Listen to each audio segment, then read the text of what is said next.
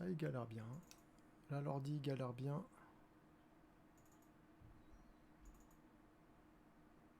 Tu as deux écrans du coup sous les yeux. Ouais, j'ai deux écrans. Ouais. Ça bouffe pas tant de ressources que ça.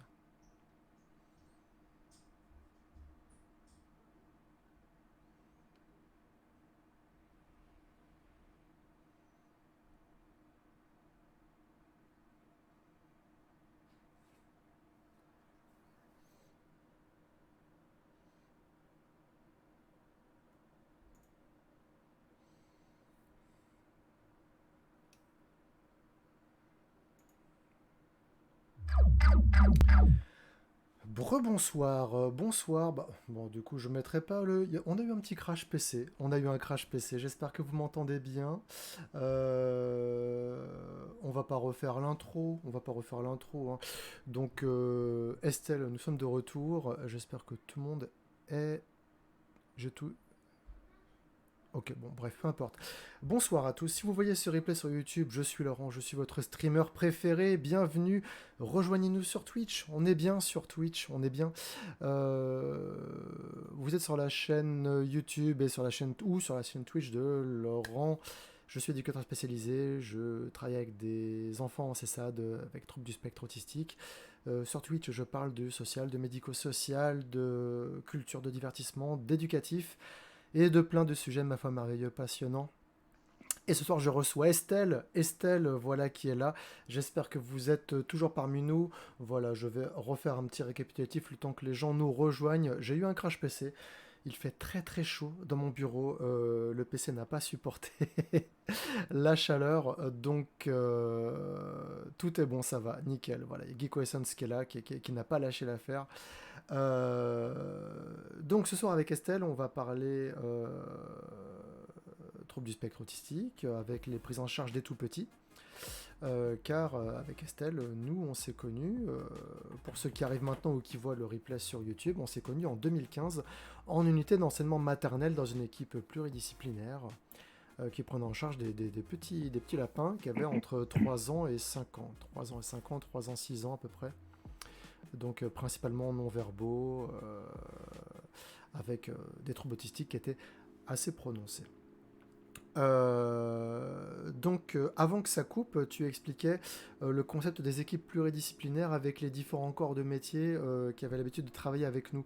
Donc toi, tu es psychologue, moi je suis Oui. éducateur spécialisé, et dans les équipes pluridisciplinaires, le plus souvent, il y a déjà psychologue, et il y a également orthophoniste et psychomotricienne. Est-ce que tu pourrais résumer un petit peu les spécificités, les champs d'action de ces professionnels-là, s'il te plaît, Estelle? Alors oui, bien sûr. Donc les enfants avec autisme qu'on accueille ont des besoins spécifiques et c'est la raison pour laquelle nous avons besoin de différents corps de métiers pour répondre à tous ces besoins. Et en particulier, donc ils ont un besoin d'accompagnement au niveau orthophonique. Où l'orthophoniste va se cibler sur tout l'aspect de la communication de l'enfant. Ça va être cette personne qui va donner des préconisations sur les outils à mettre en place pour des systèmes de communication augmentatifs ou alternatifs au langage. Et c'est aussi ce professionnel qui va aussi nous aiguiller et nous donner des préconisations dans tout ce qui concerne le champ de l'alimentation et les sélectivités alimentaires. Donc en fait, c'est toute la sphère buccale qui va être le champ de compétences de l'orthophoniste, donc au niveau de la communication ou au niveau de l'alimentation. Et donc avec tous les outils qu'elle va pouvoir nous communiquer justement et nous préciser pour permettre aux enfants de pouvoir communiquer de façon adaptée et de se faire comprendre et de comprendre leur environnement. À ce professionnel s'ajoute aussi le psychomotricien ou la psychomotricienne qui va intervenir surtout au niveau donc de la motricité donc globale ou de la motricité fine, enfin et ou de la motricité fine. Euh, et donc ça va aussi être son champ de compétences va aussi se cibler sur la coordination gauche-droite du corps, du haut, du bas du corps, aussi au niveau du tonus corporel, de l'équilibre. Donc c'est tous ces aspects-là que le psychomotricien va traiter et pour lesquels il va nous donner des préconisations. Il va aussi intervenir au niveau des profils sensoriels des jeunes qu'on accueille, et il va réaliser les évaluations sensorielles qui, donc, avec ces évaluations, vont nous permettre de savoir si une personne est plutôt dans l'évitement ou dans la recherche de tel ou tel type de sens, et de pouvoir établir un programme de désensibilisation ou d'habituation en fonction du profil de l'enfant. À cela aussi s'articulent donc les éducateurs, donc qui ont toute leur créativité en ce qui concerne donc les activités qu'on va mettre en place, qui vont permettre de travailler aussi tous les domaines de compétences, donc que ce soit la communication, la motricité, le côté des interactions sociales, de l'imitation, etc., etc. Avec tout le matériel aussi que ça peut engendrer. Et ils vont être vraiment force de proposition et être dans une dynamique de création de tous ces aspects-là au niveau des domaines de compétences. Et nous avons aussi donc le psychologue qui est aussi qui articule à toute cette équipe et qui va être chargé de superviser l'accompagnement et les pratiques éducatives qui sont mises en place auprès donc des enfants. Donc les pratiques éducatives, que ce soit les éducateurs, que ce soit le psychomotricien, l'orthophoniste, l'enseignant également, et de pouvoir assurer une cohérence entre ces différents professionnels de telle façon que l'enfant puisse avoir les mêmes façons d'agir pour que son comportement devienne le plus adapté possible et que toutes les activités soient fonctionnelles. Et bien sûr, donc nous, on avait une enseignante aussi, et donc son champ de compétences était toutes les compétences académiques, la lecture, l'écriture, le graphisme. Les jours de la semaine, etc. Enfin, tout ce qu'on apprend à l'école ordinaire, voilà. Elle amène ça. Et l'équipe éducative est là pour, en gros, c'est un peu vulgaire de dire ça, mais je m'en fiche, c'est mon métier, c'est mon problème. Hein, on est là pour servir un peu de chausse-pied pour que les compétences académiques puissent être acquises par les enfants. Et nous, on va avoir un petit peu le rôle on va être à de la boîte à outils pour adapter les apprentissages pour qu'ils puissent avoir les mêmes compétences que les enfants qui sont dans les classes ordinaires à côté, quoi. Tout à fait. Yes. Et alors, on parle de cohérence dans les pratiques, etc. C'est vrai qu'on a un vocabulaire, on a un jargon professionnel qui est très chatoyant, qui est super stylé, tout ça, mais ça peut être un peu cryptique pour certains. Est-ce que tu pourrais donner un exemple de prise en charge qui ne serait pas cohérente, justement? Un problème de cohérence que tu as déjà pu observer dans les différentes structures où tu as pu travailler? Alors par exemple, alors au niveau de la motricité, c'est l'exemple qui me vient là le plus C'est l'exemple le plus parlant. simple en même temps, c'est parlant, voilà. C'est très visuel. Ouais. Par exemple, le psychomotricien peut nous dire on va avec tel enfant tâcher de ne pas orienter la latéralité, donc la préférence de gauche ou droite. On va plutôt mettre l'outil scripteur, ce qu'on appelle l'outil scripteur dans le jargon, mais c'est un stylo ou un feutre, devant l'enfant mais au milieu, et que l'enfant va prendre de la main qu'il préfère au moment où on lui présente. Et ensuite, si l'enfant doit écrire quelque chose, donc on va guider de la main dont il aura pris le feutre. Un manque de cohérence, ce serait un autre professionnel qui va systématiquement mettre le feutre ou le crayon dans la main droite de l'enfant pour qu'il apprenne à écrire que de la main droite, et alors que peut-être qu'en fait, l'âge où il n'est pas encore latéralisé et que pour l'instant, il a besoin de choisir, lui, son côté où il est le plus à l'aise, et qu'il ne faut peut-être pas du tout encore orienter le côté où il doit apprendre à écrire. Donc ça va engendrer des difficultés aussi pour l'enfant, parce que en fait, la latéralité, elle est aussi neurologique, donc elle se développe et se précise au cours du développement. Et si on insiste sur un côté, alors qu'en fait, finalement, au niveau neurologique, l'enfant était plutôt en train de développer une latéralité de l'autre côté, ça va être compliqué au niveau de ses gestes au quotidien, de son adaptation, etc. Il va être en train d'apprendre deux choses en même temps, quoi. Donc ça va être plus compliqué. C'est pas impossible. C'est pas impossible. L'idée, c'est de faciliter le plus. On est dans l'adaptation. Il faut faciliter le plus possible la vie aux gamins. Et aussi, par exemple, si au niveau de l'orthophonie, on a des consignes où il faut, on va dire, faire des phrases avec un mot, utiliser un mot-clé pour faciliter la communication, le développement du langage, etc. L'orthophoniste va transmettre cette information-là à la psychomote, qui, elle, fera également ces séances de la même manière que les éducateurs, que l'institut. Donc c'est la cohérence des pratiques pour pas que le gamin il ait une approche pédagogique différente par professionnel, quoi. Sinon après, exactement. C'est un peu le bazar, quoi. Ouais, exactement. Pour reprendre ton exemple, effectivement, si l'orthophoniste elle nous dit qu'il doit communiquer avec un mot pour faire des demandes, eh ben, tous les professionnels devront le garder en tête et le faire, y compris l'enseignante, la psychomotricienne, etc., pour que du coup l'enfant puisse bien généraliser et développer cette compétence et l'acquérir dans son répertoire comportemental. Yes. Et alors Geeko Essence qui est EduxP, hein, en tout cas au minimum éducateur, mais en tout cas il est calé un peu sur tout ce qui est LSF et tout ça.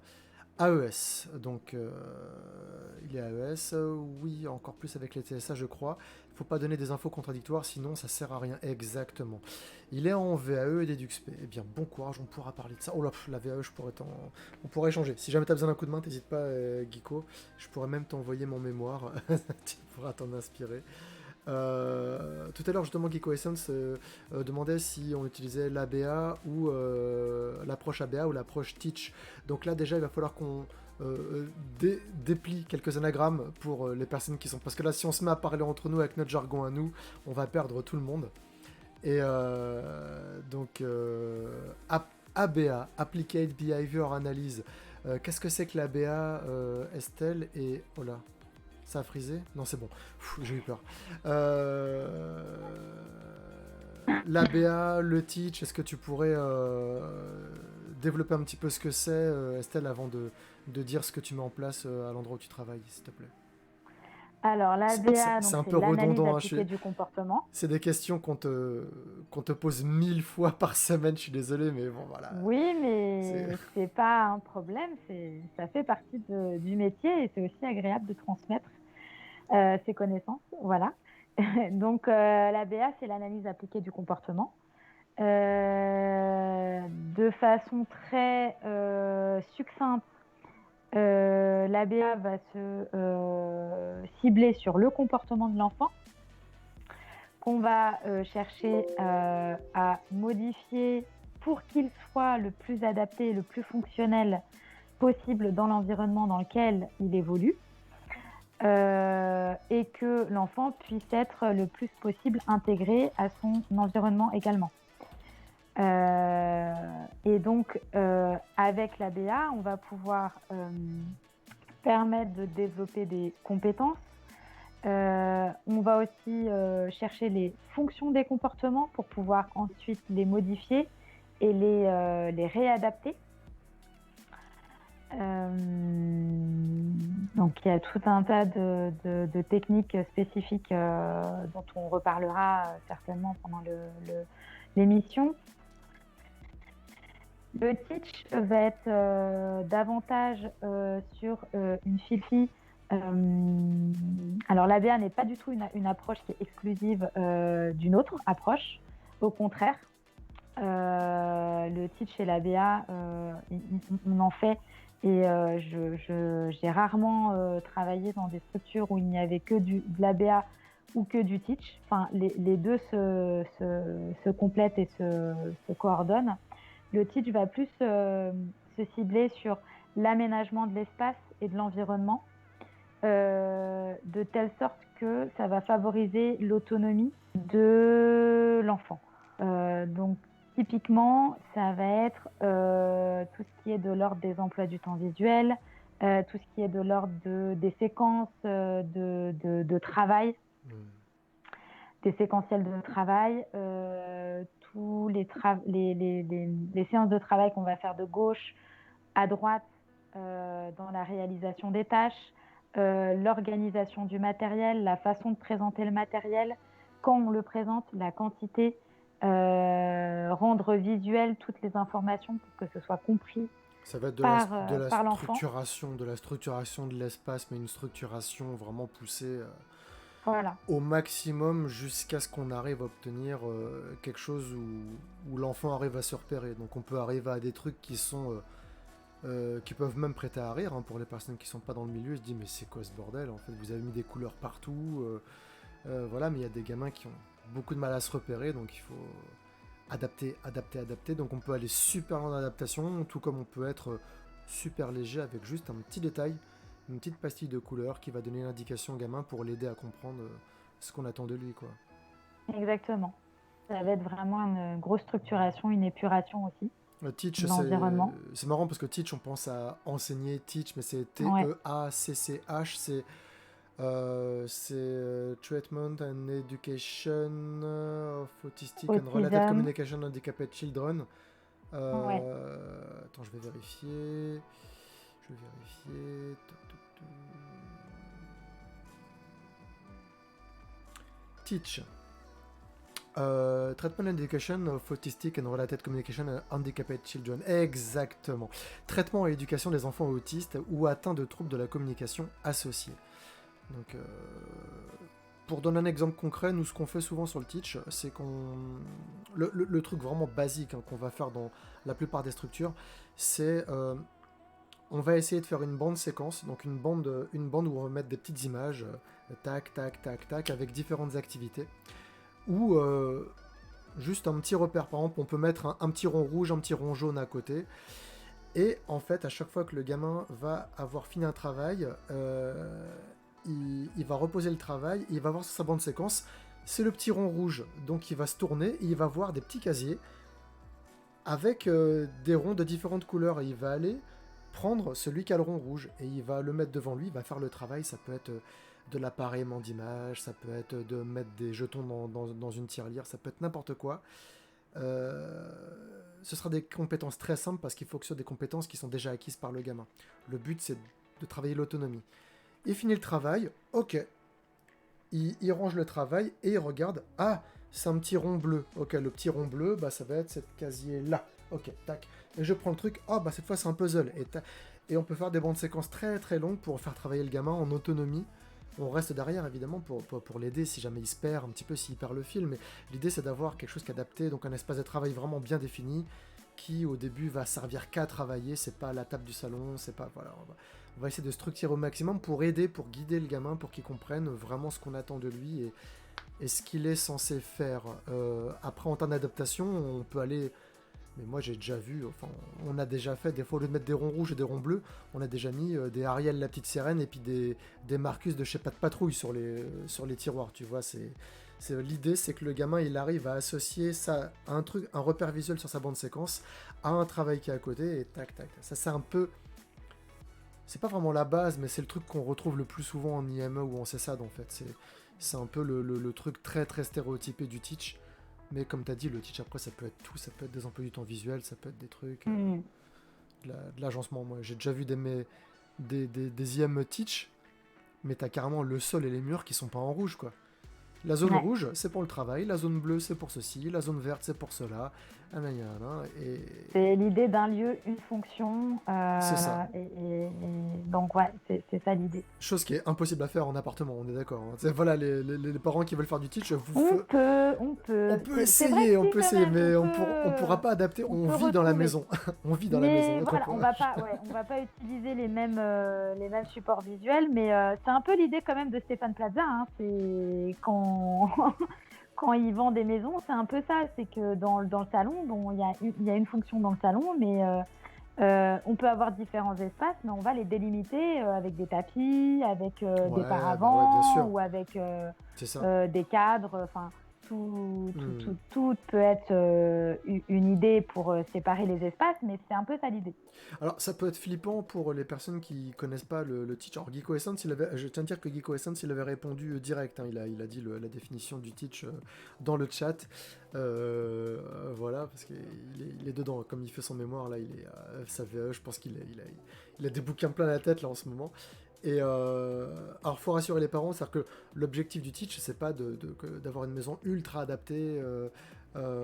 C'est aussi d'amener l'enfant ou l'adulte hein, vers une certaine autonomie. C'est-à-dire qu'on va petit à petit estomper cette adaptation, estomper les guidances pour que petit à petit, hein, au rythme auquel est capable de se développer la personne ou l'enfant, de l'amener à avoir de moins en moins besoin d'adaptation. Parce que déjà, d'une, c'est contraignant, puis en plus, ça peut revenir très très cher. Quoi. Tout ce qui est matériel adapté, voilà, on peut vite être obligé d'emprunter des sous à une banque pour acheter du matériel adapté. Mais réellement, vraiment, c'est pas une vanne. Quoi. Rien que si on veut s'équiper en PEX de A à Z, il y en a pour plusieurs centaines d'euros facile, quoi. Très très facilement. Mm. Ouais, Geeko Ouais. Essence qui connaît bien le business autour du handicap et on reparlera du Macathon tout à l'heure. Le Macathon, j'aurais préféré en parler avec une orthophoniste, mais Estelle connaît un petit peu donc elle pourra en parler un peu tout à l'heure.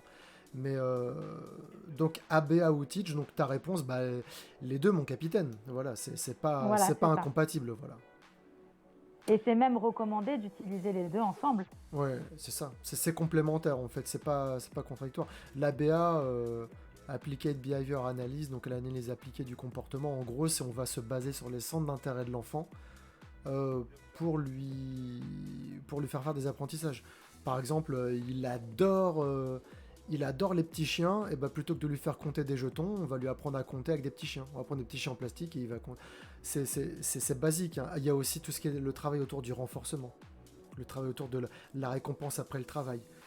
C'est le truc auquel on fonctionne tout le monde en fait. Hein. Il y a plein de C'est gens qui ça. font des jobs qu'ils aiment pas parce qu'ils ont la paye à la fin du mois. Il y a le renforcement, il y a voilà, ça peut être le C'est renforcement ça. En fait, social. l'ABA, en fait, a théorisé comment. Pardon, du coup, ça a figé un peu. Ouais. En fait, la BAV a théorisé la façon que les personnes dans lesquelles elles vont pouvoir apprendre le mieux. Et les personnes vont apprendre le mieux dans les situations où elles sont motivées. Donc, il faut qu'il y ait une motivation. Donc, par exemple, selon les intérêts de la personne, ça peut être les petits chiens, ça peut être les métros, ça peut être les voitures, ça peut être Geeko qui dit la paye c'est le renforçateur des non-autistes. Oui, c'est vrai, c'est vrai, c'est pour tellement vrai. certains, Ouais, effectivement. Mais même les bénévoles, ils ont aussi une motivation. ouais, c'est vrai. C'est vrai, Et c'est pour cette raison qu'ils viennent en aide aux personnes. En fait, c'est l'idée que tous les comportements qu'on émet dans notre journée et au cours de notre vie sont motivés par quelque chose. Il y a une Et formatrice donc, PEX, c'est ça qu'on va... quand j'ai fait la formation PEX, donc le Picture Exchange Communication System, c'est le système de communication par échange d'images, le classeur qui est transparent parce qu'il est vert le mien. Voilà, c'est plus joli comme ça. Ouais. Elle disait, ouais, de toute façon, la paye c'est le renforçateur. Je veux dire, je connais personne qui travaille pour rien. Et moi j'étais comme ça, je levais la main, elle fait quoi, vous travaillez pour rien, vous? Genre, provocatrice comme ça, elle aimait pas que... Bah, je suis bénévole Croix-Rouge, je fais les marauds de la nuit et je fais des formations de PS1 le week-end. Ouais, mais t'es perdu, elle savait pas quoi dire. Bah oui, mais c'est pas pour vous casser, mais voilà, c'est... Il y a une motivation différente. c'est Si la tout. motivation c'était l'argent, je peux te dire que je ferais autre chose qu'éducateur, hein, parce que le boulot que je faisais avant d'être dans le médico-social, il payait mieux, hein, tu sais, voilà. Mais voilà, maintenant je suis content de me lever le matin pour aller au boulot, quoi. Donc, C'est une je suis motivation, renforcé différemment. Je suis renforcé c'est ça. différemment. Oui, il y a 3 ou 4 types de renfo, il me semble. J'ai oublié alimentaire, verbal, avec l'argent, récompense. Oui, après les catégories de renforçateurs, ça, il y en a plein, il y en a plein. Il peut y avoir les câlins. En fait, on va se baser sur ce qu'apprécie l'enfant. En fait, ça peut être l'alimentaire, mais l'alimentaire, j'aime pas trop ça parce que déjà, l'alimentaire, au-delà de la santé, parce que c'est souvent du sucre, des bonbons, etc. Mais au-delà de ça, bah ça marche pas toute la journée, quoi. Au bout d'un moment, le gamin, il a plus faim. Enfin, il y a la satiété, il peut être écœuré, donc l'alimentaire, quand le gamin est à fond sur les bonbons, oui, ça peut. On avait un gamin à l'UEM qui était à fond sur le Nutella. Bah putain, si tu lui files du Nutella toute la journée, voilà, faut racheter des fringues au bout de 3 mois, quoi. Ça peut devenir vite problématique, quoi. Oui, alors après, on va faire attention aux quantités, hein, c'est sûr. Bah c'est ça, moi j'ai appris à couper une fraise tagada en 12 morceaux, mais vraiment, quoi. Je coupais des fraises tagada avec un ciseau, je coupe une fraise tagada en 12 C'est morceaux. ça. Et donc, le matin, quand on se dit qu'on va découper des fraises tagada en 12, on est content de venir au travail. C'est ça, on est content de venir au travail et t'arrives 10 minutes avant pour préparer ta petite truc de renfort avec un La tupperware qui petite ferme boîte. bien parce que tu sais que ton gamin il a des problèmes de motricité fine donc il n'arrivera pas à ouvrir le truc en cachette. T'es comme ça et t'entends ça fait cri quand ça fait reviens ici. J'ai failli dire le prénom mais non, pas de prénom, pas de prénom. Mais donc voilà, non, les renforçateurs c'est important. L'ABA en fait il y a différents courants d'ABA mais alors je vais essayer de voir de mémoire si j'ai bien retenu que je vais pas dire son nom, mais ma superviseuse, enfin tu sais de qui je parle, ma Oui, superviseuse oui, oui, préférée, oui. voilà, je l'adore, mais en gros on avait été formé par son institut où elle travaillait, où c'était un peu la big boss de l'institut. En gros en ABA, dans le principe, il y a des approches pédagogiques, il y a le renforcement et la punition. Et à chaque fois, il y a le positif et le négatif.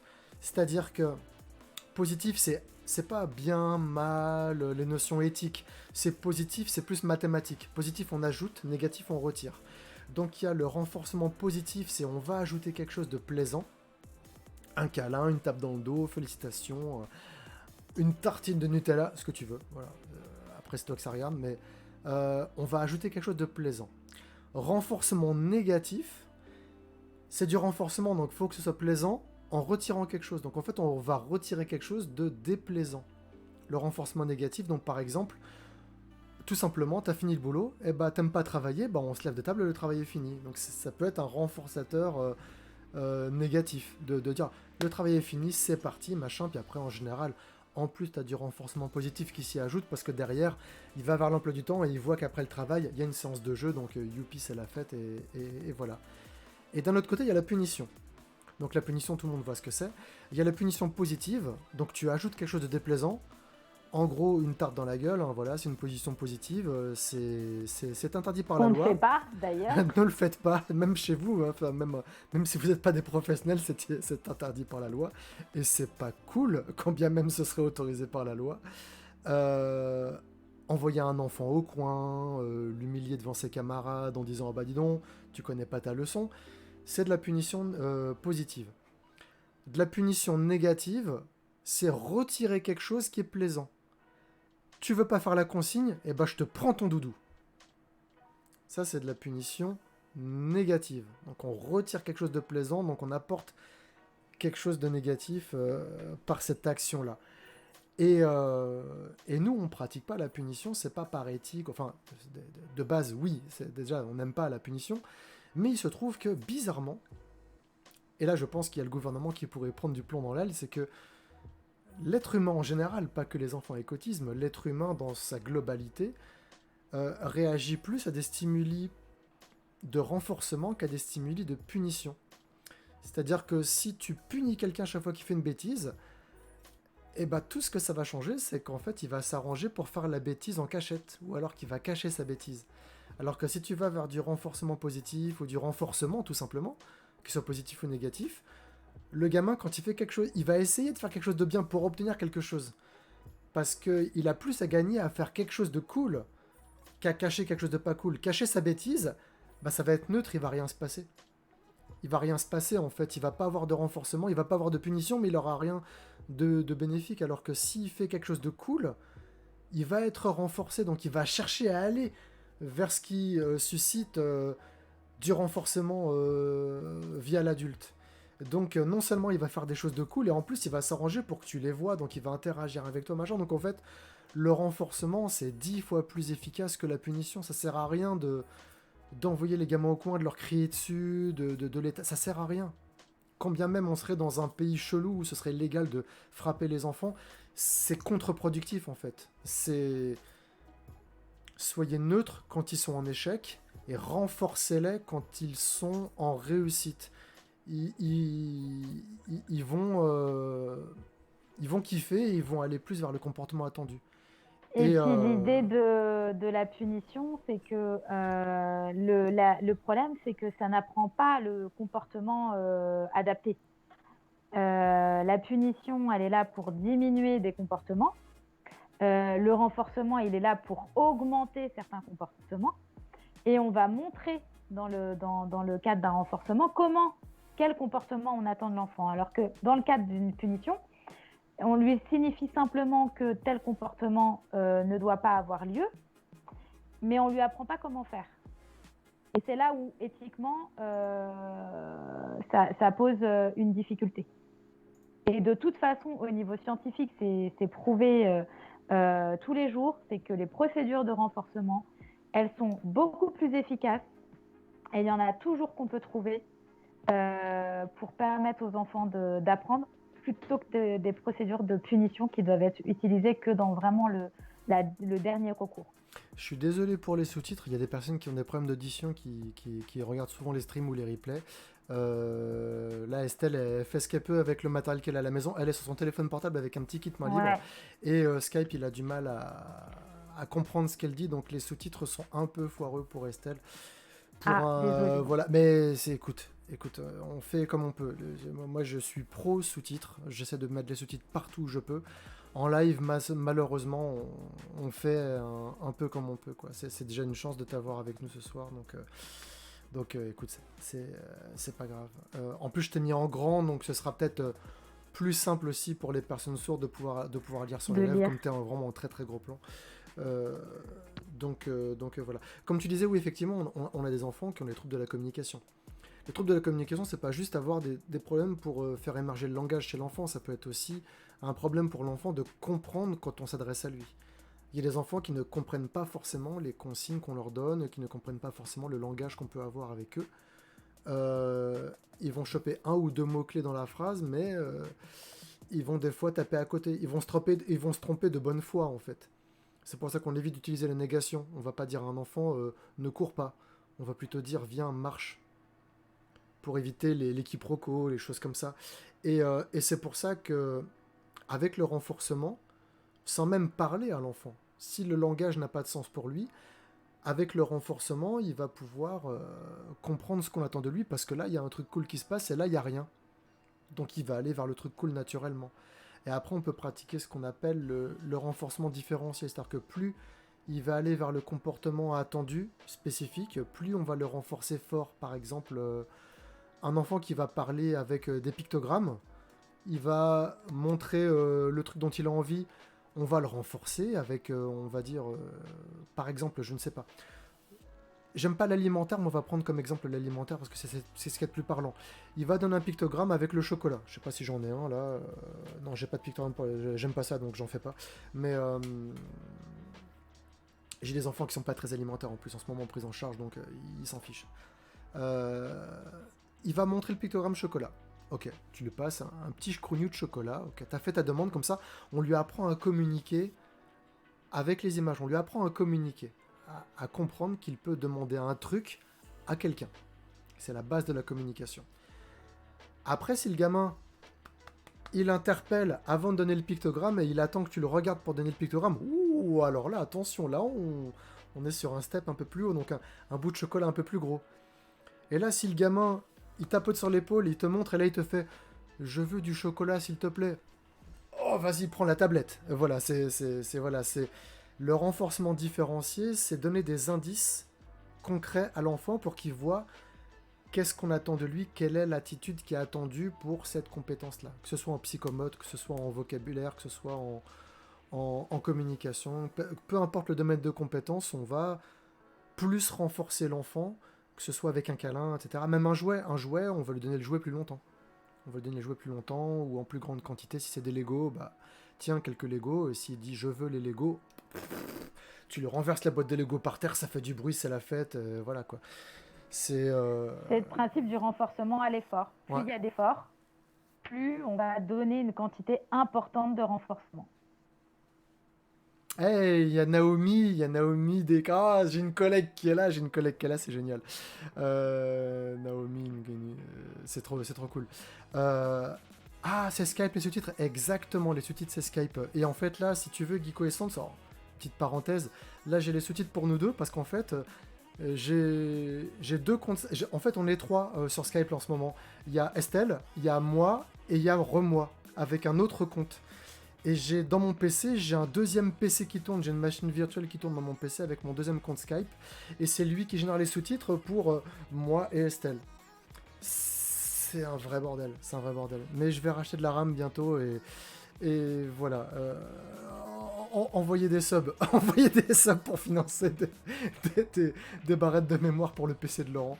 Voilà, oui, la vache, effectivement, tu vois un peu le délire. Donc, j'ai eu le cas avec un petit au parc qui tapait. J'ai pas su lui dire ne tape pas sans utiliser la négation.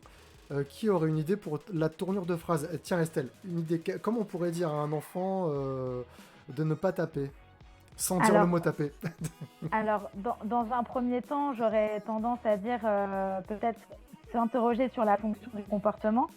Mais donc, pour répondre à la question, ce serait plutôt caresse ou touche doucement. Et du coup, on ferait le geste avec lui.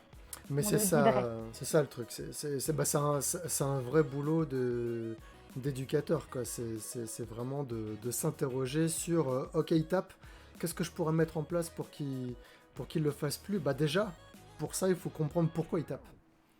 Est-ce qu'il y a un truc qui le dérange? Est-ce qu'il tape tout le monde ou est-ce que c'est juste cette personne-là?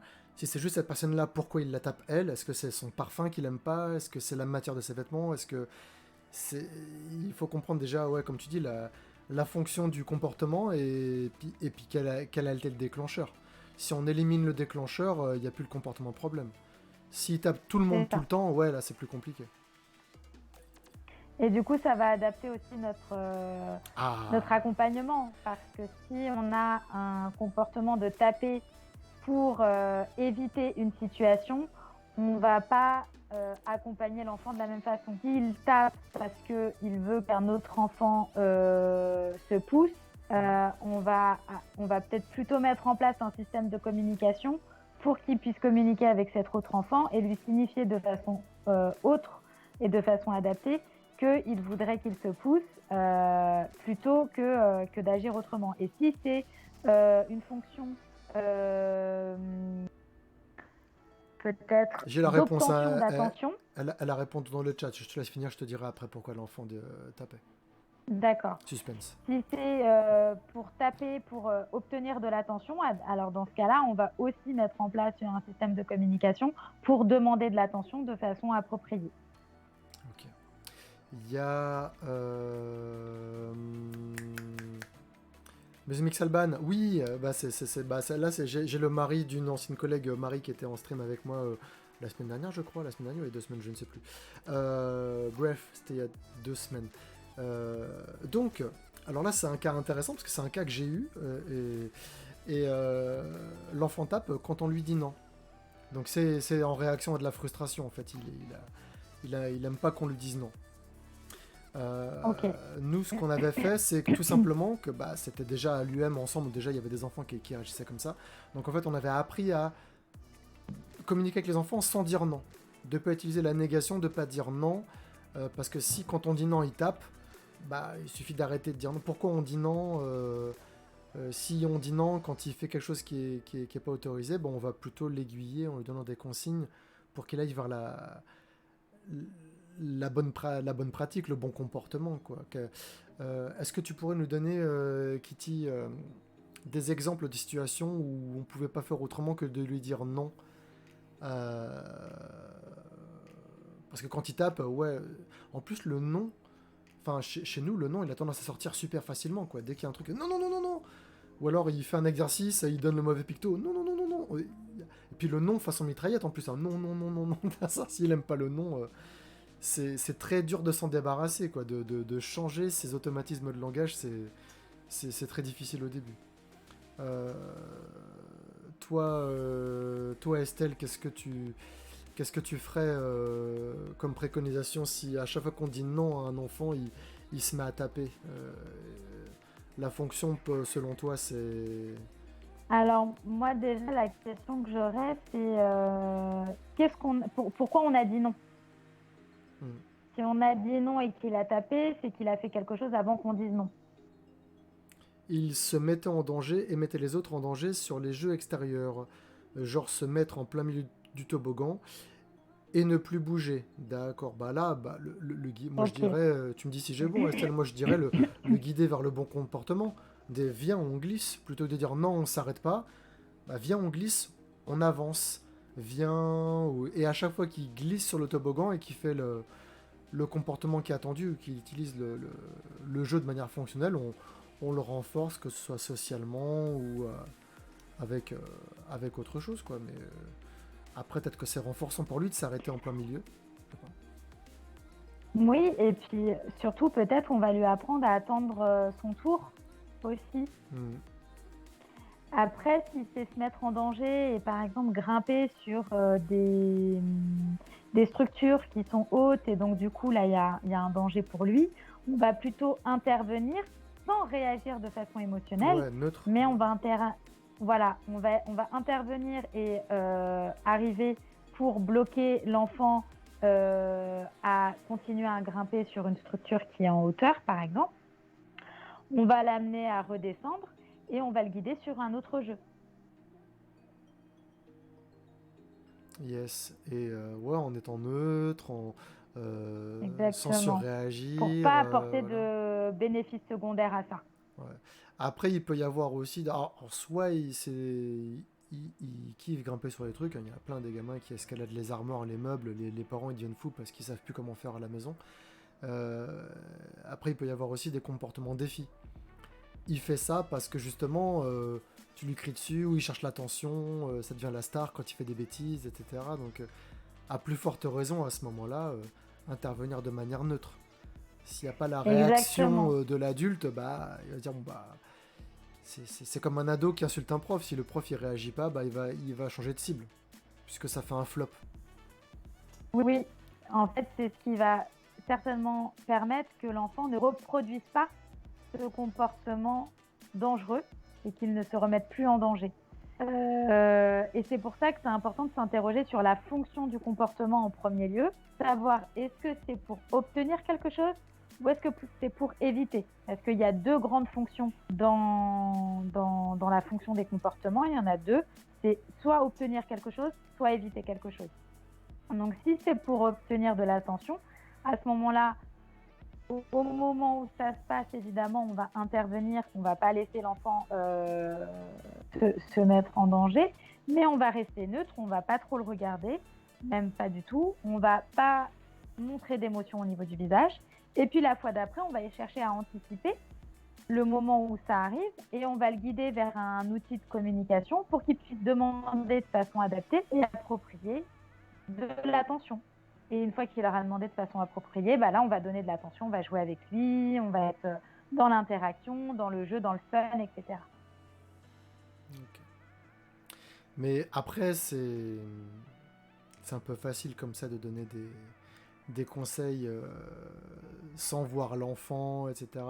C'est compliqué d'être efficace ou de donner des conseils qui sont pertinents. Après, voilà, c'est pour discuter, quoi. Mais de prime abord, c'est le truc de base que tu conseillerais de mettre en place. Après, il y aura de toute façon des évaluations, des grilles Oui, ABC, c'est ça. et du clicker, et nanani, et nanana. Donc, pour voir la répétition du comportement dans le temps, et est-ce que c'est Et la fonction, et faire et la une analyse fonction, est-ce qu'il le fonctionnelle, fait plus évidemment. dans tel ou tel endroit ou à tel ou tel moment de la journée ou avec tel ou tel adulte. Euh, Exactement.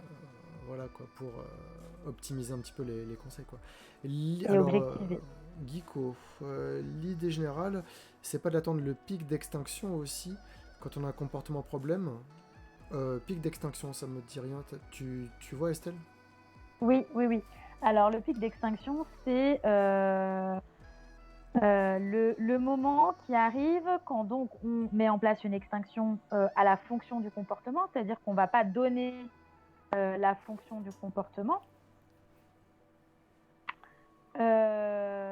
Et donc, au fur et à mesure du temps, qui est variable, l'enfant va continuer à émettre un comportement inadapté, inapproprié, et ça va augmenter en intensité ou en fréquence. Et c'est là où on va atteindre à un certain moment le pic d'extinction. Et c'est important, effectivement, à ce moment-là, de ne pas réagir au moment où le comportement inadapté est très très fort et très très haut et très très important.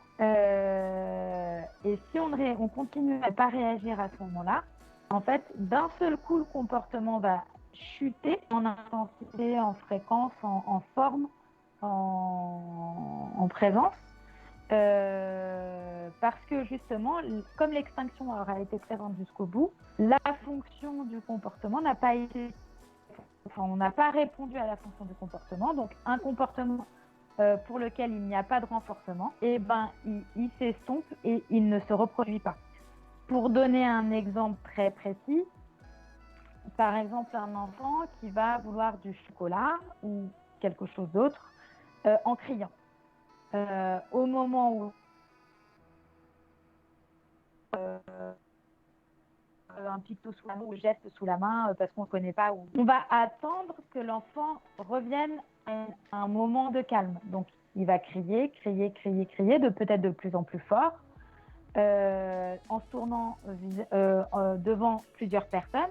Et donc, ça va augmenter, augmenter, augmenter. On va attendre jusqu'à ce que le cri s'arrête. Et donc là, on aura fait notre pic d'extinction. Et une fois que le cri s'est arrêté, on va attendre nos 5 secondes pour pas que justement il y ait un lien entre le fait de crier ou de s'arrêter de crier et l'obtention d'un renforcement. Donc on va attendre 5 secondes et une fois qu'on aura attendu les 5 secondes, on va rediriger vers un outil de communication, vers le picto, où il échangera par exemple son picto chocolat et là on donnera le chocolat. Ouais, parce que le renforcement, pour qu'il y ait le lien, le optimum, c'est une demi-seconde. Une demi-seconde, on a l'impression qu'il faut être un Jedi, il faut réagir comme ça, mais une demi-seconde, c'est hyper long en fait. Parce qu'une seconde, c'est ça, c'est tac, tac, tac. Donc une demi-seconde, ça va être, il fait le comportement attendu, on le renforce. C'est ça, c'est... Il met le jeton dans la tirelire, yes. C'est juste ça en fait, c'est pour qu'il fasse vraiment le lien avec le comportement attendu et le renforcement qu'on lui a donné. Donc c'est pour ça que ouais, si on attend qu'il s'arrête de crier et direct on donne le chocolat, il va se dire ah bah ok, si je veux du chocolat, il suffit que je crie. Et il y a les enfants, tous les enfants, hein, pas que les enfants avec TSA comme les troubles de la communication, je veux dire les enfants neurotypiques, ils ont très bien compris qu'au marché, si tapait une crise à la caisse, il y avait une chance sur deux pour qu'on craque et qu'on lui... Allez tiens, prends-le ton paquet de bonbons, arrête de me mettre la honte devant tout le monde là, enfin voilà, on est humain, on n'est pas en bois, voilà. Ouais. Et c'est vrai qu'après on risque de renforcer le comportement qui est inadapté en cédant à son enfant et on va lui enseigner quelque chose d'erroné, c'est que pour lui c'est normal de crier pour obtenir quelque chose puisqu'à chaque fois qu'il hurle il obtient ce qu'il veut. Donc c'est même pas une stratégie malsaine qu'il met en place le gamin. Pour lui la communication ça n'a pas vraiment de sens en fait, donc il va réagir à des stimuli et si pour lui il faut qu'il s'époumonne pour obtenir du chocolat, il va se dire ah bah ok, parce qu'il n'a pas compris qu'il suffisait pour lui de montrer un pictogramme pour l'obtenir. Et quand on renforce le fait qu'il donne le pictogramme tout de suite et que quand il crie pendant un quart d'heure il obtient rien, il va aller rapidement vers le classeur ou vers le langage pour demander la chose qu'il a, parce que ça va être moins coûteux pour lui en effort. Et ça, c'est très important, hein, effectivement. c'est que l'extinction toute seule, si on l'utilise toute seule, juste comme ça, tout le temps, ça ne fonctionne pas. C'est-à-dire que les comportements, ils vont se déplacer. C'est-à-dire que si un enfant crie pour obtenir quelque chose et qu'on ne réagit pas à ce moment-là, mais qu'on ne lui apprend pas non plus à comment demander de façon adaptée, eh ben, il va faire autre chose pour avoir le chocolat. Donc, il va peut-être grimper sur la table, monter sur une échelle et se mettre davantage en danger. Donc, c'est pour ça que c'est important que l'extinction, elle soit toujours mise en place avec et qu'elle soit couplée avec une procédure de renforcement. Donc, comme là, on a dit, on renforcera quand il aura demandé de façon adaptée. Donc, on va le guider pour qu'il demande de façon adaptée et on va renforcer derrière en lui donnant le chocolat. Yep. Donc, il y a toujours renforcement, extinction. Il n'y a jamais extinction toute seule. Surtout, ce qui est important, c'est que là, on parle de renforcement, de pic d'extinction, on utilise des termes techniques, on a l'impression qu'on est des chercheurs du CNRS avec une tablette et des clickers quand on s'occupe d'enfants, mais en fait, c'est des... Il y a des gens, souvent, ils disent « Ouais, on a l'impression qu'on dresse des chiens, moi je veux pas entendre parler d'ABA ». Mais en fait, c'est des stimuli qu'on utilise, mais tout le temps, avec tous les enfants. C'est-à-dire que le coût du renforcement alimentaire, les médecins, ils offrent des sucettes aux enfants quand ils sont restés sages pendant la consultation. C'est du renforcement, pareil, tous. Enfin, ouais. Là, je vois Kitty qui dit il n'y a que moi qui craque pas et qui offre un petit truc s'il est sage au magasin. Mais complètement, t'as raison de faire ça. Je veux dire, le gamin, t'as fait les courses pendant 1 heure, t'as fait la queue à la caisse enregistreuse, il est resté sage, mais bien entendu qu'il faut le renforcer. Que ce soit avec un œuf Kinder, un câlin, une demi-heure sur la télé à regarder des dessins animés, mais bien sûr qu'il faut renforcer le fait qu'il s'est bien comporté au magasin. S'il a rien derrière, pourquoi il va se casser la tête à accompagner faire les courses et à être dans le mal et tout ça, et peu importe qu'il ait des troubles ou que le gamin soit dans la norme, on va dire. J'essaie vraiment de ne pas utiliser le mot normal parce que c'est juste pas adapté comme mot. En fait, le mot normal veut rien dire. Mais disons que le gamin, si on veut qu'il ait des comportements adaptés, il faut forcément qu'il ait une monnaie d'échange. Il a pas le recul, enfin les enfants quand ils sont petits, ils n'ont pas le recul pour se dire ouais mais il faut que je fasse un effort parce que quand même il a 5 ans, 6 ans, qu'est-ce que tu veux, enfin il se pose pas ce genre de questions. Mais c'est exactement ça en fait. L'extinction, c'est pas ne pas porter d'intention à l'enfant, c'est ne pas intervenir, enfin ne pas réagir à des comportements inadaptés. Par contre, quand il y a des comportements adaptés et qu'un enfant est calme, il est assis, il écoute, il regarde, tous ces comportements-là, c'est très important de les renforcer. Et si l'enfant il est motivé par un petit paquet de gâteaux, eh ben, on donnera un tout petit peu de miettes de gâteau pour le renforcer, parce que justement, il a été bien assis, il a bien écouté, il a bien regardé, il a été stable au niveau moteur, etc. C'est très important. Bah ouais, et puis c'est ça le renforcement. Et puis c'est pareil, qu'est-ce qu'on dit aux enfants pour avoir des cadeaux à Noël? Il faut que tu sois sage, sinon tu n'auras pas de cadeau à Noël.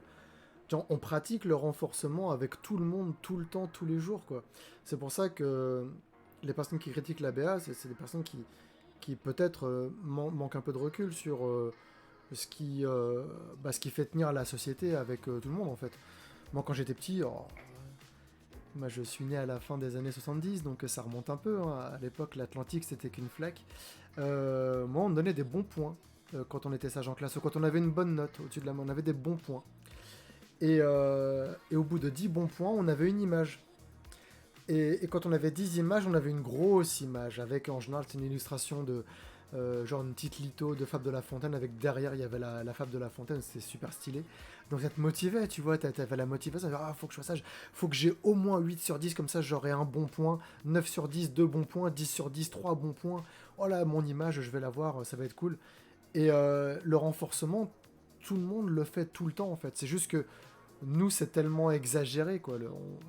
On va renforcer un gamin quand il crie pas. Moi j'avais une gamine avant, un petit lapin, c'était il y a longtemps.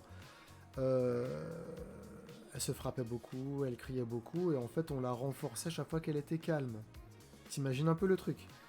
Il fallait la renforcer toutes les 20 secondes quand elle était calme. Bah tu fais ça avec de l'alimentaire, Au bout d'une demi-heure, t'as plus une petite fille, t'as une chouquette. Voilà. C'est juste pas possible, quoi. Donc il fallait trouver d'autres méthodes pour la renforcer, lui dire que ce qu'elle fait c'est bien, c'est super, tu es calme, bravo, avec un timer à côté qui lui montre que la séance elle est bientôt terminée, enfin voilà, d'avoir des repères visuels pour l'aider à tenir jusqu'au bout, quoi. Et j'ai des collègues qui font ça avec eux-mêmes, hein. J'ai des collègues, ils mettent des croix sur le calendrier pour voir combien de jours il reste avant les vacances. C'est le même principe que le timer à table quand on fait bosser les gamins. Je veux dire, on réagit tous au même stimuli. On s'en rend pas compte en fait à quel point c'est. Il y Et a n'oublions pas longtemps. aussi que nous-mêmes, on a du renforcement. Quand on rentre du travail, qu'est-ce qu'on fait? Il y en a qui prennent un apéro, Bah Geeko c'est ce c'est qu'il du fait, ouais. renforcement Il alimentaire. prend l'apéro, ouais. Il y en a qui vont regarder Grey's Anatomy ou une série ou ceci, cela. C'est du renforcement tangible. Il y en a qui vont aller faire du sport. C'est du renforcement aussi. Donc, tous nos comportements sont motivés, mais ils sont motivés parce qu'on a un renforcement derrière. Marie qui dit maintenant les enseignants mettent par exemple des tampons champion, excellent, dit les mots m'adorent et c'est les motifs Ouais. pour faire leur boulot. Bah oui, complètement, que ça me fait penser au badge chez les scouts. C'est des trucs à la fin, t'es une espèce de lithographie humaine tellement t'as de badge de champion. Mais c'est un peu l'idée, ouais. C'est un peu l'idée d'avoir les trucs comme ça. C'est fun et puis ça évite d'être trop stigmatisant pour l'enfant. Je veux dire, ça fait des trucs, ouais, t'as bien bossé, quoi. Plutôt que de le punir quand il bosse mal, tu le récompenses quand il bosse bien. Bah bizarrement, le gamin, il va mieux bosser. Il va mieux bosser, évidemment. À un moment donné, il va être bloqué par ses capacités. S'il est nul en maths, il est nul en maths. Mais tu vas déjà éliminer tous les problèmes de oh j'ai la flemme de travailler, pourquoi je me casse la tête, il suffit de copier sur le voisin, et pourquoi ceci, et pour oh là là, Il j'aime fera pas. quand même plus d'efforts s'il C'est est ça, récompensé c'est ça, derrière. et on va pouvoir trouver les vraies limites du gamin. Et là on pourra commencer à adapter les leçons. Parce que c'est là que commence la vraie adaptation, c'est quand on arrive à trouver les limites du gamin. Les... Si c'est juste parce qu'on a présenté des exercices de manière chiante, voilà, on peut pas faire le clown tout le temps. C'est sûr qu'au collège c'est compliqué, mais c'est vrai que là, si tu viens nous voir bosser au CESAD, ça va te rappeler des souvenirs, Estelle. Hein. Franchement, s'il y a des gens qui sont pas dans le délire, qui nous voient travailler, ils vont se dire mais qu'est-ce qui se passe? Ils ont pris de la drogue. Ouais. Qu'est-ce qui je veux le même dealer. Non mais on est comme ça. Wouah, c'est super. Oh les chatouilles, les chatouilles, chatouilles. Et tu redeviens neutre. Et là, le gamin, il fait tac, tac, tac. Oui, je veux chatouille. Wow, les chatouilles. C'est reparti pour un tour, et t'es comme ça. Et après, le gamin, il s'en va, t'es... Tu fermes la porte. Voilà, c'est pour ça qu'on est épuisé à la fin de la journée. C'est ça, mais j'en peux plus. On est lundi, j'en peux plus. Bah, ça va. Demain... Parce que, en fait, je donne tout le lundi parce que j'ai des prises en charge qui sont un peu costauds, avec des enfants qui demandent vraiment... Bah, il faut aller les chercher vraiment avec du renforcement, faut y aller, faut y aller. Et, euh, et le mardi, je sais que j'ai mon TP le matin et l'après-midi, on a les réunions d'équipe.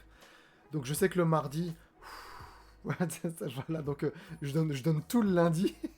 Et c'est le lundi que je stream en plus, donc vraiment là, jusqu'au bout. Ah oui, Je vide c'est la la batterie. totale. Je fais un cycle complet avec ma batterie là.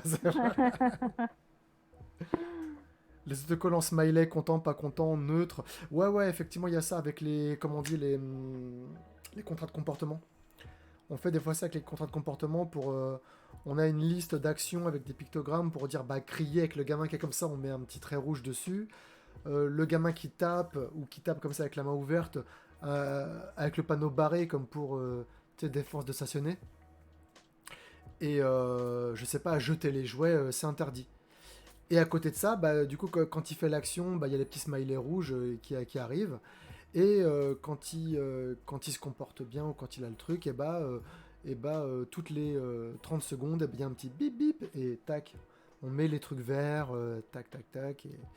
Et en général, on s'arrange toujours pour maximiser les chances de placer l'enfant en position de réussite.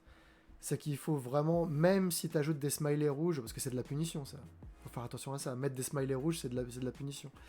Il faut que tu t'arranges pour faire comprendre aux gamins que le truc qu'il vient de faire c'est pas cool, mais qu'il arrive à avoir sa récompense quand même à la fin du truc.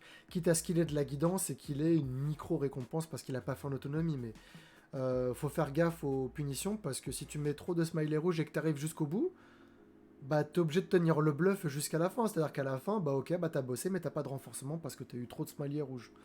Et là, ça peut créer des problèmes. Les contrats de comportement avec des smileys rouges, c'est à double tranchant. Faut vraiment voir avec la psychologue et en équipe. Faut vraiment voir en équipe si c'est vraiment cette approche-là qui correspond le mieux à l'enfant. Parce que on peut se mettre dans le jus tout seul avec ça. Après, on est en galère.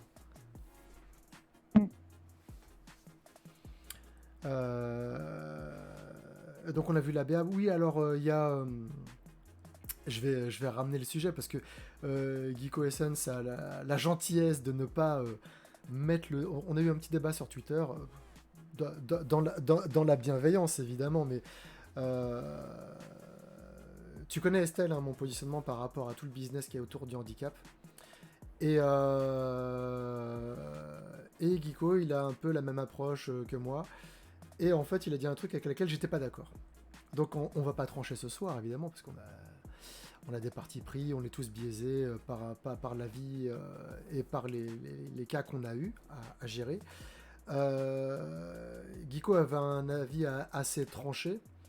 Il disait en gros le Macathon, donc système de communication non verbale, disait le Macathon, ça sert à rien à part vendre des formations. La LSF fonctionne aussi bien. Et ouais, je l'ai dit, je ne suis pas d'accord. Et voilà. Et donc on a posé nos arguments. Merci beaucoup. Encore un chat. Merci beaucoup, Geeko. Kitty dit, je dirais, ça dépend des cas. Et c'est exactement ce que j'ai répondu. C'est exactement ce que j'ai répondu parce que pour moi, le Macathon, la LSF, la LFPC, le PEX, il y a plein. Enfin, j'ai tout à côté, quoi. Je pourrais ressortir les classeurs encore une fois, mais il n'y a pas de mauvais outils de communication. Il y a que des outils de communication qui ne sont pas forcément adaptés aux besoins et aux capacités de l'enfant. Et Geeko avait un avis sur le Macathon qui était très tranché. Fait non, le Macathon, c'est de la merde. C'est que pour vendre de la formation, franchement, je vois pas pourquoi on se casse la tête avec le Macathon. Autant utiliser des signes de LSF et puis basta. Je ne sais pas quel avis tu as sur la question. C'est plus une orthophoniste qu'il faudra interroger sur la question. En plus, Sophie, elle est formatrice Macathon ou elle a appris le Macathon, je sais plus.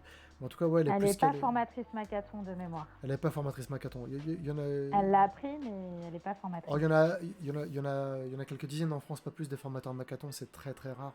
C'est peu développé en France. Donc, alors attends, je vais quand même lire Geeko pour qu'il puisse affiner un petit peu parce que mes souvenirs sont peut-être un peu nébuleux. Ah oui, c'est tout à fait vrai, j'ai bien dit ça. Il ne déforme rien. Bah voilà, c'est ça. Et donc je lui avais dit, écoute, je comprends tout à fait le fait que tu aies la haine après le business qui est autour du handicap. Je la partage avec toi, mais peut-être que ça biaise un peu le jugement et que le Macathon, il y a quand même certains cas de figure où ça reste une approche qui est plus adaptée que la langue des signes qui elle, va avoir ses avantages et ses inconvénients quoi, par rapport aux enfants non-verbaux. Quand on cherche à développer la communication, à faire émerger le langage. Est-ce que tu as un avis sur la question, toi, Estelle ? Alors, moi, ce que je peux en dire... On est d'accord que c'est moi qui ai raison. Alors, il n'y a pas... Personne n'a tort, personne n'a totalement raison ou totalement tort. Moi, ce que je peux en tout cas dire, c'est l'expérience que j'en ai. J'ai suivi plein d'enfants qui étaient en outils de communication par échange d'images. J'ai suivi des enfants qui étaient en Macathon. Et notamment l'enfant qui était en Macathon. Je ne pense pas, à l'heure actuelle, qu'il aurait pu développer un système de communication avec la LSF. C'est déjà compliqué avec le Macathon. Et là, à l'heure actuelle, en tout cas de ses compétences, Le Makaton semblait le plus proche de ce qu'il était en mesure de pouvoir développer en termes de communication. Je pense que tout n'est pas uniquement système de communication par échange d'images, ou que tout LSF, ou que tout Makaton, ou que tout. Il y en a plein d'autres, des synthèses vocales, il y en a plein. Il y a plein. Après, il faut voir si Il y on a- cherche à développer un outil de communication non verbale ou si on cherche à faire émerger le langage. Là aussi, il faut voir l'objectif. Le projet c'est linguistique, ça. voilà. Et les gens, ils apprennent la Et il y a LSF des... parce qu'ils ont envie d'apprendre la LSF. Ouais. Et en fait, il y a une évaluation aussi qui permet de très clairement pouvoir identifier quel est l'outil de communication qui sera le plus fonctionnel pour l'enfant. En fait, il y a des questions à répondre, auxquelles il faut répondre, et ça permet de donner une préconisation sur l'outil de communication qui sera le plus fonctionnel pour l'enfant. À savoir, juste comme ça, en point de repère, pour un système de communication par échange d'images, il n'y a aucun prérequis, même pas la discrimination. Et ça, j'insiste beaucoup là-dessus avec toutes les équipes avec lesquelles je travaille, parce qu'il y a souvent une confusion. Le Makaton, il y a un prérequis, c'est de pouvoir imiter et d'avoir une motricité fine au niveau des doigts. Bah, par exemple, pour signer chocolat, bah, si le gamin peut pas faire ça, il pourra pas faire le signe de chocolat, quoi. Voilà, faut être capable de faire des trucs avec Exactement. ses doigts, l'imitation. Le Makaton, le ma- les gros, je vais répéter comme un perroquet ce qu'a dit Sophie parce que elle est pas là malheureusement. Puis j'aimerais bien la voir en live, mais malheureusement Sophie c'est compliqué. C'est une orthophoniste, voilà, donc c'est une maman, donc elle a sa vie, et c'est compliqué. Euh, En gros, le Makaton, ça va mobiliser plusieurs canaux de communication pour favoriser l'émergence du langage. Quand on va utiliser le PEX, on va essentiellement utiliser des pictogrammes et l'adulte va répéter le mot, donc il va y avoir visuellement quelque chose. Il a été démontré que quand il y avait le signe, par exemple la langue des signes pour bébé, que quand on signait, déjà les bébés, ils savent signer avant de savoir parler. Donc on peut déjà avoir une communication, une relation entre les parents et les enfants qui est super géniale, qui est ouf. Moi j'ai vu ça, j'ai ma voisine qui fait signer sa fille. C'est un exemple que j'évoquais l'autre soir. Elle avait peur de notre chat. Elle était à la maison. Le chat il descend et elle a 14 mois, un truc comme ça. Elle était comme ça, puis elle voit le chat, puis elle fait. Leur dire j'ai peur. Elle était comme ça, elle écarquille les yeux, puis elle fait j'ai peur à sa mère. Donc sa mère elle prend dans ses bras, elle la rassure. C'est ouf! C'est ouf, elle est en train de discuter avec nous, quoi. Alors qu'elle n'a pas encore la parole. C'est dingue. Moi, je trouve ça complètement dingo, quoi. Donc, et il a été montré que quand on signait, bah, il y a le langage. Si le langage devait arriver, il arrive avec un peu plus de facilité, un peu plus de manière un peu plus précoce. J'ai l'air de précocité, ça veut rien dire. Ou c'est peut-être que si, je sais pas. Mais en tout cas, le langage arrive un peu plus facilement, un peu plus vite. Mais il faut se mettre dans le crâne que les gamins, c'est pas des bêtes de compète et c'est pas un concours, quoi. C'est pas un concours, ça sert à rien d'aller plus vite. Si c'est dans le délire, si c'est un truc fun, qui est sympa, que vous mettez ça en place pour votre gamin, pourquoi pas. Et pour les personnes qui ont des troubles de la communication, qui ont des problèmes pour faire émerger le langage, et bah ça peut amener quelque chose. Le Makaton par rapport à la LSF, c'est que ça mobilise des signes de langue des signes, des pictogrammes avec des actions, des signalétiques très très particulières, et en plus le vocabulaire, pour qu'il y ait l'imitation du langage, etc. Alors qu'en LSF, tu ne vas pas parler en LSF. Quand tu pratiques la LSF, tu signes, et déjà la syntaxe, c'est pas la même. Parler et signer en même temps, il y a quelques personnes qui arrivent, mais le plus souvent, c'est des interprètes ou des personnes qui signent depuis très longtemps. Parce que la syntaxe n'est pas la même. On dit pas non merci en LSF, on fait merci non. Donc moi si je fais non merci, déjà mon cerveau il commence un peu à bugger. Donc si je fais une phrase complète pour dire hier j'ai mangé au restaurant, bah c'est hier restaurant moi manger. Je peux pas dire hier moi j'ai mangé au restaurant. C'est hyper... Là, mon cerveau, j'étais en train de... J'étais en train de saigner du cerveau là en faisant ça parce que tout se mélange en fait. C'est comme parler en français et écrire ce que tu dis en français et de l'écrire en anglais en même temps. C'est très très compliqué. Alors que le Makaton va respecter la syntaxe du français. Quand tu signes en Makaton, tu as des signes de langue des signes qui sont anciens, ils sont restés figés, donc c'est aussi un avantage, je dirais après. Mais tu as la syntaxe de la langue française. Donc pour l'émergence du langage, c'est plus simple de dire oh, moi hier, j'ai mangé au restaurant, oh, c'était bon, oh, j'ai adoré. C'est plus simple, parce que les signes vont correspondre aux mots et tu vas pouvoir apprendre à parler avec des phrases cohérentes. Euh, les signes aussi, les signes en Makaton sont des signes de LSF qui sont restés figés. Par exemple, tu vas faire maman, je crois c'est maman ou maman comme ça, ou maman. Parce que maman, moi j'en connais 6 des signes pour maman, tu vois, différents. En Makaton, c'est vrai que les signes vont être les mêmes d'une région à l'autre en France et vont être figés dans le temps. Pour des gamins avec troubles autistiques qui ont tendance à être très très ritualisés, c'est hyper pratique. Parce que là, tu les perds, là. Tu les perds. Tu vas dans le sud, un peu, c'est pas comme ça, c'est comme ça. Le gamin, il va galérer, quoi, tu vois. Donc, c'est pour ça qu'il y a des petits trucs comme ça qui font que le Makaton a ses spécificités, c'est du détail, hein, c'est du détail. Tu vas prendre des gamins qui ont les troubles de la communication, tu fais de la LSF avec eux, ils vont parler, tu vas dire, bah, c'est cool. Oui, mais c'est pas parce que ça marche avec eux en LSF que ça aurait pas été plus simple pour eux en Makaton. Après, le Makaton, c'est une formation qui coûte cher. Enfin, tu me dis, la LSF ça coûte cher aussi, hein, mais le Oui. Makaton c'est 2 fois 3 jours de formation. La LSF, pour la maîtriser complètement, le Makaton c'est 450 signes de vocabulaire et 7000 signes de vocabulaire ressources. La LSF, les signes c'est infini. C'est infini. Il y a des nouveaux signes qui apparaissent tous les jours. Là, le signe Covid, il y a un an, il n'existait pas, tu vois. Donc voilà, c'est.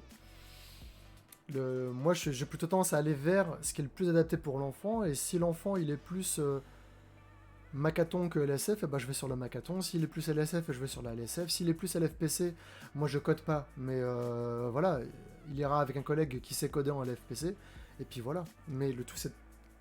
Moi, je suis de l'avis qu'il n'y a pas de mauvais outils de communication. Il y a que des choses qui... Il y a que des erreurs de choix et c'est pas parce qu'une chose est hyper adaptée pour l'enfant que le truc à côté qui est moins adapté va pas marcher. Je pense que c'est un biais aussi de se dire bah non, bah, j'ai utilisé le PEX, il a parlé. Bah oui, bah peut-être qu'il aurait parlé plus vite avec le Makaton. Tiens, on peut pas savoir. Donc c'est pour ça qu'il faut rester vraiment, faut parler de ça, faut respecter déjà le choix linguistique des parents, des personnes concernées quand ils sont verbales et qu'ils ont cette capacité à formuler des choix. Et aussi voir ça en équipe pluridisciplinaire, pluriprofessionnelle. Demander l'avis de l'orthophoniste, c'est son cœur de métier. Donc pour moi, c'est plus à elle de choisir l'outil de communication le plus adapté et pas à l'EduxP, quoi. J'aimerais bien tout connaître sur tout, mais à un moment donné, voilà, on a chacun sa spécialité. Et puis voilà, c'est un peu la vie. Attends, je rattrape un peu le chat. Qu'est-ce que t'en penses, Estelle? Qu'est-ce que t'en penses? Oui, complètement d'accord. Et c'est ce que c'est ce que je disais, oui, au début, c'est que effectivement, il y a des enfants, ça va être compliqué de mettre en place une LSF pour eux, et alors que le Makaton va être plus simplifié et permettra peut-être davantage de développer le langage. En tous les cas, l'idée, c'est de pouvoir trouver l'outil de communication qui est le plus adapté à l'enfant. Et ça dépend de chacun des enfants, de chacun de ses compétences, de chacun de ses appétences aussi. Et que ça se discute avec surtout l'orthophoniste, et c'est bien sûr elle qui est la plus à même de pouvoir préconiser un outil plutôt qu'un autre. Kitty, le signe Covid, c'est ça. C'est le virus en fait. J'en ai vu qui signaient comme ça aussi, clac-clac, mais sinon, moi j'ai vu la plupart du temps les gens qui signent comme ça. Et puis il est arrivé il y a un an quoi, avec le Covid. Hein. Avant il n'y avait pas de signe pour ça. Donc voilà, il y a plein de trucs. Et puis aussi, rien n'empêche, s'il y a un enfant qui est par exemple au système de communication par échange d'images, de nous signer les mots qu'on lui dit, parce que ça apporte aussi davantage de compréhension. Qu'on dit par exemple assieds-toi, bon j'ai pas mes deux mains, mais on peut faire le signe Makaton assieds-toi, alors que face à un enfant qui aurait un outil de communication plus visuel, enfin plus visuel avec picto, je veux dire. Bon, après, comme tu dis, après, il faut que les pratiques soient cohérentes. C'est vrai que si on a un professionnel qui va dire ok, bah moi quand je lui parle je signe en même temps, bah il faut voir si les autres collègues peuvent pas le faire aussi, et dans ce cas là quel signe on fait, quel C'est truc machin. ça, Parce que si le gamin se met à imiter le signe pour demander s'il fait ça pour demander un gâteau, et bah s'il fait ça à un collègue qui parle pas la LSF et qui est pas formé au Makaton, bah il va se dire bah pourquoi il fait ça, il a mal aux dents, qu'est-ce qui se passe. c'est ça, Quelqu'un l'a frappé, je c'est comprends ça. pas. Donc c'est pour ça qu'il faut toujours voir en fonction des endroits où on travaille, on a plus ou moins de la liberté dans les choses qu'on met en place. On teste des choses en permanence avec les enfants. Ils évoluent tellement vite. Mais c'est vrai qu'il faut se rappeler qu'on travaille en équipe, quoi. Qu'on travaille en équipe. Moi si j'avance aussi vite avec les enfants, c'est parce que je suis pas seul aux commandes, justement. J'ai euh, j'ai la chance de bosser en CESAD, où là, vraiment, c'est la Rolls, quoi. CESAD, c'est vraiment... C'est pas pour rien qu'il y a des listes d'attente qui sont longues, mais de... Je vais pas dire les chiffres, parce que s'il y a des gens qui savent où je travaille et qui regardent, voilà, c'est ouf. C'est ouf le, le, le manque de place qu'on a, quoi. Et le CESAD, c'est vrai qu'on peut faire autant de l'inter... euh, pour ceux qui... Parce que je vois qu'on est pas mal là et que tout le monde n'interagit pas sur le chat, mais on est... CESAD, c'est services éducatifs et de soins de santé, de soins spécialisés à domicile. En gros, les éducateurs vont être capables d'intervenir sur tous les lieux de vie des enfants. Donc on va pouvoir intervenir dans les écoles, on va pouvoir intervenir à domicile pour faire de la guidance parentale, ou pour faire des séances éducatives avec l'enfant dans son domicile, pour généraliser les lieux où il travaille. Va y avoir les centres de loisirs, les hôpitaux. Moi je vais en hôpital aussi, parce que les enfants qui ont des protocoles de soins assez particuliers, donc ils ont besoin d'avoir du soutien et de l'aide pour ces gamins-là aussi. Il va y avoir plein de trucs. On fait même des prises en charge sur site aussi. Non, je suis dans un CESAD qui reçoit sur site, ce qui n'est pas le cas de tous les CESAD. Il y a d'autres CESAD, moi j'appelle ça des porte-avions. C'est juste des endroits où il y a des bureaux, un parking et les voitures qui partent et tac tac tac et on ne reçoit pas d'enfants sur place. Donc on a une équipe pluridisciplinaire. Donc on a psychologue, on a plusieurs psychologues. En plus les psychologues qu'on a, moi je trouve elles sont balèzes. Elles ont toujours des idées, des trucs comme ça auxquels j'aurais jamais pensé. Les approches, les trucs, elles sont bienveillantes de fou en plus, donc c'est un plaisir. On a deux psychomotes, deux psys, parce qu'on a beaucoup d'enfants en fait. On a psychomote, psy, on n'a pas d'ortho. Alors qu'avant nous on avait Sophie quand on bossait en UM. On a de la supervision. Voilà. Là où je bossais aussi à Val d'Europe, on avait aussi une infirmière. On avait Maud qui faisait les scénarios médicaux. Là, les scénarios médicaux, on les fait nous avec le matériel, mais pour certains enfants qui ont des protocoles de soins, on les habitue aux outils qu'utilisent les médecins. Mais avant, là où j'étais avant, on avait carrément une infirmière qui avait vraiment le lit. C'était le médecin, quoi. Elle arrivait, c'était cabinet médical, et le gamin était vraiment en situation. On faisait vraiment les scénarios médicaux, et c'était ouf, quoi. C'était ouf, comme ça. Le jour où il a besoin d'aller chez le dentiste, il tape pas une crise parce qu'il est habitué à mettre le masque, voilà, faire tout ce qu'il faut. Donc c'était plutôt sympa.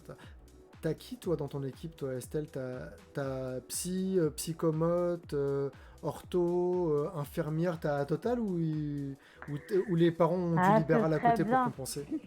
Hein?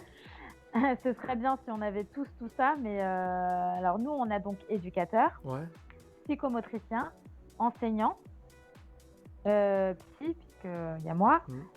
mais on n'a pas d'orthophoniste. Malheureusement, Ah, c'est très difficile de trouver des orthophonistes qui acceptent de travailler en structure. Donc, du coup, c'est des orthophonistes en libéral que les parents sollicitent. bonne soirée, Guico. À très bientôt. Merci beaucoup d'être passé. Non, mais c'était ouf. La chance qu'on avait à Val d'Europe, hein, en UM, là, quand on était là-bas, on avait tout. On avait tout. Ouais, Les parents n'avaient pas besoin de libéral. Il y en avait qui avaient du libéral à côté aussi, parce qu'il y avait des enfants qui avaient oui. des besoins spécifiques, et il fallait avoir un suivi intensif sur certains domaines, mais ouais, j'ai pas retrouvé une structure où il y avait tout, parce que c'est très très difficile. Très très difficile. Eh oui. Les orthos, Sophie, elle a 2 ans et demi d'attente, je crois, un truc comme ça. Oh oui, T'as 2 ans et demi d'attente, tu dis, bon bah ok, bah, je pense. bah je vais chercher ailleurs, je veux pas attendre 2 ans et demi, quoi. Mon gamin, faut qu'il ait un suivi, quoi. Donc c'est chaud, quoi. C'est chaud. Ouais. Et il y avait Gabrielle, hein, la stagiaire de bah, qui depuis est une orthophoniste diplômée, s'il vous plaît, qui était venue pour une émission sur Point de vue social en XXL, et elle avait raconté la galère que c'était les études pour devenir ortho. Avec les Ah oui, c'est concours très pour très dur. rentrer en école d'ortho, du coup tu faisais une prépa, tu avais les écoles de prépa, tu avais les concours pour rentrer en école de prépa, pour préparer les concours des écoles d'ortho. Je me dis, mais qu'est-ce que c'est que ces quêtes à tiroir? On se croirait dans Zelda, quoi, c'est pas possible. Et c'est assez ouf, quoi. Et elle disait, tu décris un service de rêve, Laurent. Bah, j'y ai bossé dans ce service, hein, ça a duré 2 ans. Et c'était cool, c'était cool. Euh, mais bon, c'était une ville avec pas mal de thunes aussi. Je pense que le maire, il avait mis le paquet. C'est peut-être pour ça qu'il venait tous les mois se faire filmer par le 19-20, là. On est passé à la Oui, télé et tout. Il venait avec son photographe, il était comme ça, il parlait à chaque fois. Il se mettait devant toi et d'un seul coup, il se met à te parler de profil. Et tu vois en fait, il tapait la pause pour le photographe, c'était assez ouf. Tu disais, mais c'est pas possible. Il est venu pour faire sa séance photo, en fait, c'est abusé. Après, moi, je m'en fichais, hein, du moment que les gamins ils avaient leur prise en charge, c'était cool, hein. Que le mec fasse ça pour des bonnes raisons ou des mauvaises, moi, du moment que les gamins avaient ce qu'il fallait, moi, ça m'allait, hein, voilà. Mais oui. c'était de bonne guerre, quoi. Mais ouais, c'était un bon moment, quoi. C'était un bon moment. Il manque de place, même en CMPP et CAM, SP. Bah, il manque de place partout, de toute façon. Il manque de place partout. On est de plus en plus performant en dépistage, donc forcément, voilà. C'est du vécu. Il n'y a pas encore toute l'infrastructure des structures qui suivent derrière. Ouais. C'est du vécu. Un enfant que j'accompagnais n'était pas verbal, il disait quelques sons, il répétait souvent appa, appa, appa. Ce qu'on ne savait pas, c'est que ça veut dire eau en roumain, sa nationalité. Mais on a mis longtemps avant de se rendre compte. Ouais. Alors que s'il a eu un classeur PEC, c'est qu'il avait juste eu à montrer un petit picto avec, voilà, clac. Il avait juste à montrer ça pour demander de l'eau et puis c'était réglé, quoi. C'est tout bête. Tac, tac. Les toilettes. Il n'y a plus besoin de se rouler par terre pour faire comprendre que... Et puis ça, c'est universel, hein, les pictos, dans n'importe C'est quel tellement pays, bête. ça peut se comprendre. C'est tellement bête. Mais je me dis, pourquoi on n'y a pas pensé plus tôt, quoi. Bah, c'est breveté, ça y est, hein. Tu veux faire la même chose, tu te reçois un procès de pyramide PEX France, tu vas direct. C'est ouf, tout est copyrighté, tout est protégé. Ouais. Tu veux mettre les banques d'images PEX en ligne gratuitement sur Pinterest, ça tient pas longtemps. Voilà, quoi, c'est copyright, c'est voilà. Donc tu vas voir la banque d'images PEX, tu achètes le CD 72 euros. C'est Et comme ça. ouais, c'est ça. Et même quand tu fais la formation, ils te le donnent pas. Faut le payer en plus. Et je me rappelle, j'essayais de trouver des images PEX sur Google Images à l'époque, naïf que j'étais. Ne tapez pas PEX sur Google Images, hein, ça sert à rien. Sauf si vous aimez les torses huilés de monsieur qui font de la musculation. Euh, Parce que voilà, vous tombez pas tout de suite sur des pictogrammes qui servent à communiquer. C'était un peu le choc. C'était un peu mais non, mais c'est pas ça que je cherchais, c'est pas ça. On a tous cherché. Bah oui, on a tous cherché. Non, non, c'est compliqué. Tu tapes PEX, tu te prends le truc. Mais non, mais non, mais non. Mais non, c'est pas. Le collègue qui arrive dans la pièce à ce moment-là fait, mais qu'est-ce que tu regardes? Mais non, mais c'est pas ce que tu crois. Ça peut créer des C'est quiproquos. toujours à ce moment-là qu'un collègue rentre dans la pièce. Toujours. C'est la loi de Murphy. Euh, On a une ortho au CAMS, c'est ça, de CMPP de mon fils. Ok, bah, c'est pour ça qu'il y a souvent psy, ortho, vous êtes souvent en train de faire des mi-temps parce que vous avez des activités en libéral et des activités en salarié. Parce que c'est vrai que vous êtes sur 2 tableaux, parce que tout le monde n'a pas de place en CESAD. Donc après, il y a d'autres gamins qui sont sans prise en charge. Et voilà, c'est absolument pas parce que ça paye plus en libéral que tu fais ça.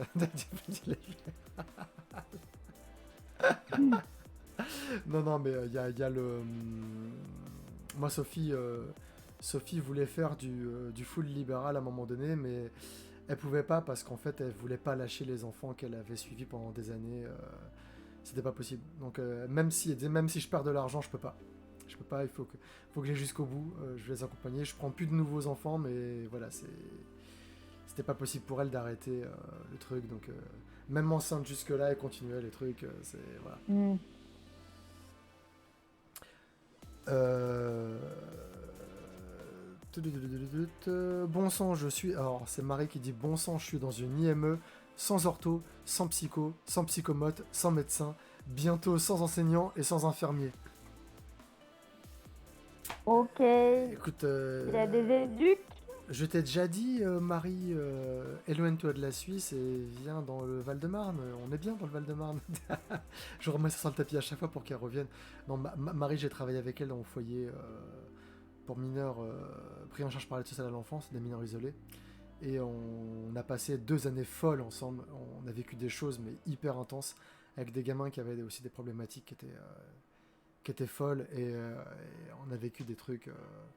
Voilà, quoi. Je vous invite, hein, si vous voyez ce replay, je vous invite à aller voir le replay. C'est quoi un éducateur spécialisé avec Marie qui est sur la chaîne Twitch quelque part, vous allez voir. C'était une soirée très très sympa où on a évoqué quelques souvenirs, même si c'était compliqué d'évoquer des souvenirs en slalomant pour éviter de donner des noms et des informations sur les enfants, parce que ça c'est quelque chose avec lequel voilà, on est carré là-dessus et du coup c'est compliqué de rigoler avec le chat en balançant des anecdotes parce que c'est compliqué. Tu vas sur LinkedIn, tu vas direct savoir où on a travaillé, quels étaient les enfants, quels étaient les responsables, donc voilà, la confidentialité. Je suis en hésitation à prendre rendez-vous en libéral pour finir le diagnostic rapidement.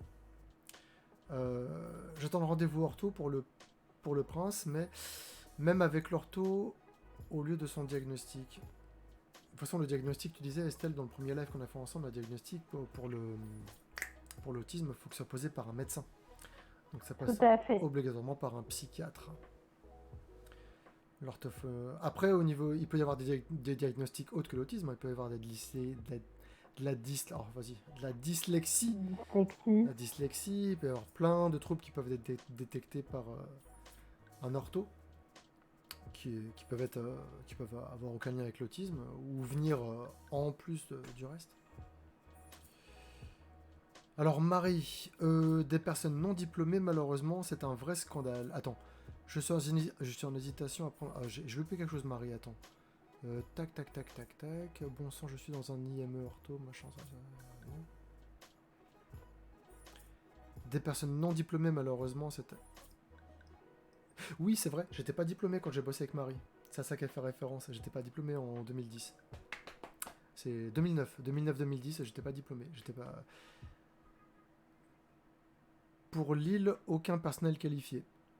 IME, yes, bah ouais. Bah quand il n'y a pas, les gens prennent ce qu'il y a. Mais c'est bizarre parce qu'en fait, sur les financements publics, donc tout ce qui est IME, c'est ça, donc de plus en plus les associations répondent à des appels à projets. Et c'est des financements publics en fait, donc c'est les appels d'offres que fait l'État, en disant bah voilà, on est en enveloppe, faites-nous une proposition. Et ils répondent à l'appel à projet. Et donc comme c'est eux qui payent, ils ont des exigences et souvent, bah il faut avoir, on va dire, 80% du staff qui est diplômé, quoi. Tu peux pas prendre des éducateurs qui sont non diplômés et des choses comme ça.